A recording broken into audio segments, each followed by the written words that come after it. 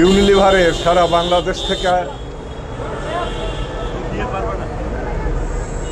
আগত শ্রমিক কর্মচারী ভাই বোনেরা, আপনারা ইতিমধ্যেই শুনেছেন যে এখানে ধনী কোম্পানির শ্রমিকরা দীর্ঘদিন এই কোম্পানিতে চাকরি করেও ইউনিলিভারের শ্রমিক কর্মচারী হিসেবে স্বীকৃতি পায়নি, অথচ তারা ইউনিলিভারের প্রোডাক্ট তারা বিক্রি করে।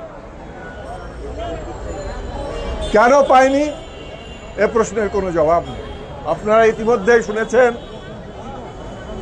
ইউনিলিভারের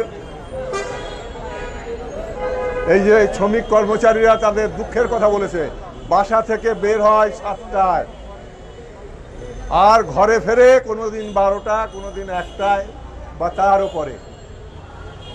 মজুরি যা নির্ধারণ করা আছে সেটা পায় না, বিভিন্ন অজুহাতে এটা কেটে নেওয়া হয়। এটা কেটে নেওয়া হয় মানে জুলুমের উপর জুলুম যাকে বলে। এরা এই জুলুমটা কেমন করতে পারে? কারণ আমাদের এই দেশের যারা শাসন ক্ষমতায় থাকে, যারা বিচার বিভাগে থাকে, যারা আইন বিভাগে থাকে, যারা প্রশাসনে থাকে, সবাই ওই বিদেশিদের তাবেদার। বিদেশিদের তাবেদার। আমেরিকা যদি বলে তোমার স্যাংশন দিয়ে দিলাম, এই ভয়ে সব থাকে। এই সুন্দর দেশটাকে এরা জাহান্নাম বানিয়েছে, মানুষের জীবনকে এরা এতটাই দুর্বিষহ করে তুলেছে যে সকালবেলা যদি বাজারে যেতে হয়, শুধু মুখের কথাই তো তাকে কেউ নিত্য প্রয়োজনীয় দ্রব্য দেবে না, তার জন্য টাকা লাগে। অথচ টাকা পায় কত? 8,500। 8,500 টাকা কি হয়? 8,500 টাকা তো ঘর ভাড়াই হয় না।